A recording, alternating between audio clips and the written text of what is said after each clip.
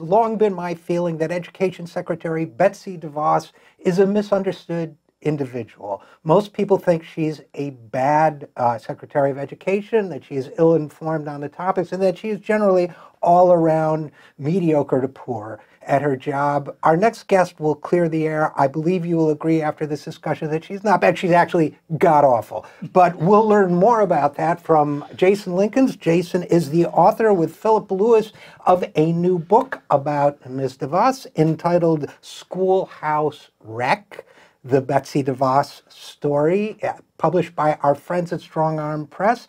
And Jason, thanks for coming on the program. Oh, thanks for having me. I'm really grateful to be here. Oh, well, first of all, what was it like writing a book? You know, when you write a book, you're immersed in a subject for a long period of time. What was it like to be immersed for an extended period of time in the experience of Betsy DeVos? Well, one thing I'll say about writing for Strong Arm Press is that I didn't have to write a book proposal, so that was good. But it was really interesting spending that much time with Betsy DeVos because I had covered Betsy DeVos in my life as a reporter only infrequently, and I had, you know, I think probably the same sort of opinions that a lot of people have of her. When I really dug in to her life, her background, her history, and all the things she's been doing since she came to D.C., I have to say I developed what you could rightly call begrudging respect for Betsy DeVos. I think that, as you alluded to in your intro, she's typically, I think most people know her from the failed confirmation hearings or this latest 60 Minutes appearance, where she seems like a bumbler. She doesn't quite know what she's talking about. But to be honest, she's really a brutally effective political actor. And her career has been really very successful and transformational to the conservative movement. In what sense? Well, when you deal with Betsy DeVos, you inevitably have to go back to her background. She married into a substantially wealthy family. Richard DeVos was one of the co-founders of Amway, and the DeVos family has always made it their mission to remake the world in the image of sort of this free market fundamentalist ideology, combined with a little bit of Dutch Calvinist religiosity. And they amassed a sizable fortune. They gave a lot of it away. They earned a lot of clout in Western Michigan and set about changing the state of Michigan into their image. And you have to, if I could paint sort of a picture of the DeVos's on the come up, I'd say that we have a state that's best known for union organizing, best known for auto manufacturing, best known for being, you know, a keystone in the labor movement in the United States of America. And running against that were the DeVos's, who were trying to dismantle all of this. And over a period of time, Betsy herself played a big role in using her family money and the clout that her family developed to get into the Michigan politics, get into the Michigan Republican Party, and slowly start to take it over, create purity tests for Michigan politicians that changed the way they approached their deal making, changed the way they stayed bunkered down within their own ideological cul-de-sac, and created laws and policies that have been shipped all over the country, including right-to-work laws and school choice laws. There's a lot of DeVos spreading around the country, even now. And I think that, you know, she's part of Trump's kakistocracy. In a lot of ways, she fits in well there. But I think it's important to remember that she was such a big figure in the conservative movement. The chances are, if any of the gentlemen who ended up losing to Trump during the primary debates had won the presidency, she'd likely be at least shortlisted to be their secretaries of education too. That's interesting. What you said to me is very interesting for a couple reasons. One is because it flies in the face of what I call Trump exceptionalism. Yeah, which is definitely. This belief on the left that, or among liberals, that somehow Trump is uniquely terrible compared to Ted Cruz or Marco Rubio or any of the other major Republican figures of the day, when in fact it's a continuum that he's very much a part of. And Betsy DeVos and her influence is a great example of that. So I'm really glad you said that. And the second reason why, and I want your thoughts on this, Jason, the second reason why I think it's important that you talked about your grudging respect and described the nature of her influence is because I think we've reached a point in history where 40, 50, 60 years ago, the Democratic side of the aisle had big visions, big ideas, grand schemes for remaking society and the economy and democracy. And now it's the right. The right is bold. The right is ambitious. The right has the big ideas and, of course, enormous amounts of money. And it sounds to me like Betsy DeVos is an excellent example of the scope and the ambition and really, to a certain extent, the accomplishment of the far right in this country. Is that a fair statement? Oh, I think you're right on both counts. I think there's a lot of, as to the first one, I think there's a lot of people out there wandering around thinking that Donald Trump invented extremism, that he invented norm breaking, and it's just not the case. And I think a lot of the fact that he attracts so much attention forgives a lot of people for what they've done. But as to the second point, I think that, yes, Betsy DeVos is a figure who cuts bold strokes and has big ideas about the way the country should be and has a real plan to execute them. She always has. And one of the most impressive things that I think I can say about Betsy DeVos is that she plays the long game. She understands that a political setback in one moment can be transformed into something bigger down the line. When she first pushed for a sort of overarching school choice bill in Michigan, it was when she was working with then Governor John Engler, who had gone out of his way to provide Betsy with a primo perch in the Republican Party in Michigan. She wanted to do this. Engler said, no, it's too soon. It's too soon. We don't have the public on our side.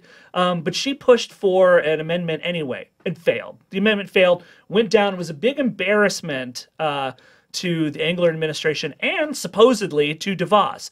But this is where DeVos really started to change people's thinking about school choice and convince Republican office holders that she had the future, that what she may have failed on the day, but the future belonged to her.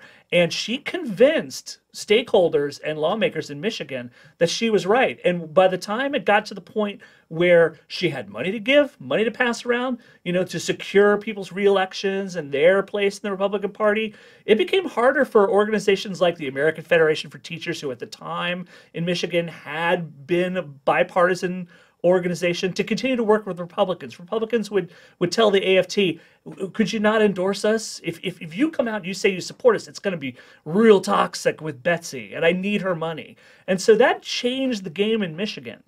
Which, among other things, raises the question of why was the AFT endorsing Republicans, given the Republicans' history of the last 40, 50 years towards unions. But that aside, okay, and again, we're talking with Jason Linkins, who is the co-author of the book Schoolhouse Wreck, the Betsy DeVos story.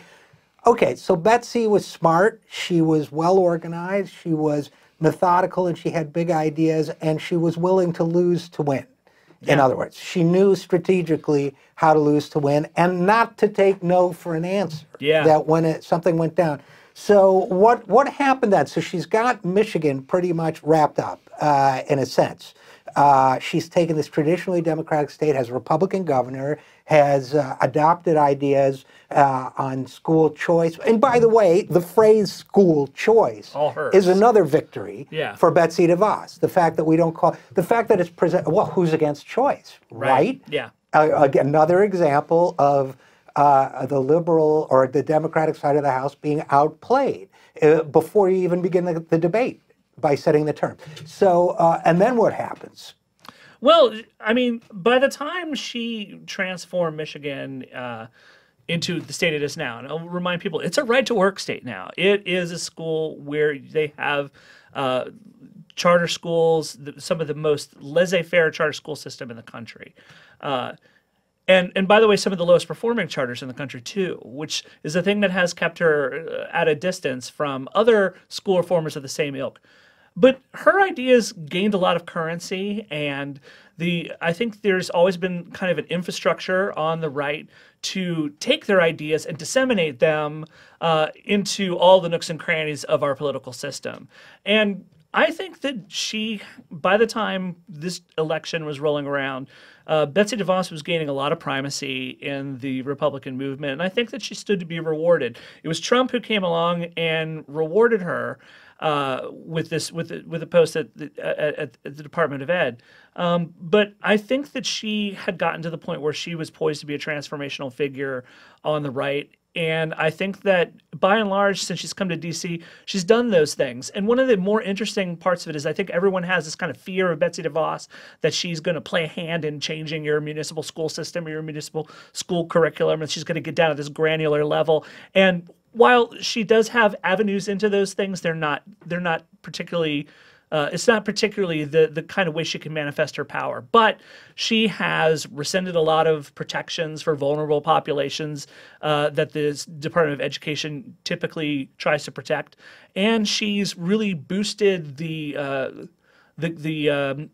She's added a lot of creatine to the scene when it comes to for-profit colleges and student loan servicers. They're all going to get away with a lot more stuff now that Betsy DeVos is in power than they might have under a different president. President Obama, I think that I wouldn't say that he threw an effort with real verve into corralling the bad actors in the student loan servicing arena or the for-profit schools arena. But by the time his term has ended, he had done some meaningful things to try to correct that and protect people. But all those things are going by the boards now, and those organizations stand to profit. And she stands to profit through a few conflict of interest alongside those things. And we can talk about that in a second, the conflict of interest, because it is, of course, very interesting. But Jason Linkins, a couple things, again, occurred to me while you're talking about Betsy DeVos. One is that, so as you talk about her and what she's done, remember when everybody during the first Obama administration, his defenders were all saying, oh, he's playing n-dimensional chess. Sure, You know, yeah. that when he seems to be accepting the idea of cutting Social Security, for example, no, he's playing a very multi-dimensional game where he's really going to prove it's a bad idea. In a sense, I think it's really people like Betsy DeVos who are playing multi-dimensional chess here, because while everybody's mocking Betsy for not knowing much about education and maybe being sounding uninformed and being uninformed on some of the core issues in terms of education policy, that's not the game she's playing, is it? Yeah. I mean, she's first of all, she's serving her self-interest, and secondly, she's spearheading, she's using education, almost Department of Education, as a platform for a much broader ideological shift, it seems to me. Agree? Oh yeah, I completely agree. Because you just summed up exactly what she's been on about this whole time. And you know, it's pretty interesting the way we talk about the way we talk about the 11-dimensional chess aspect of politicians. It's usually it's usually overblown, but B, it's this weird way of imagining politics where well, you know, if we're just a little bit more clever than the other side, if we appear to be dropping back 2 steps, we could claim 3 steps, you know, a year from now.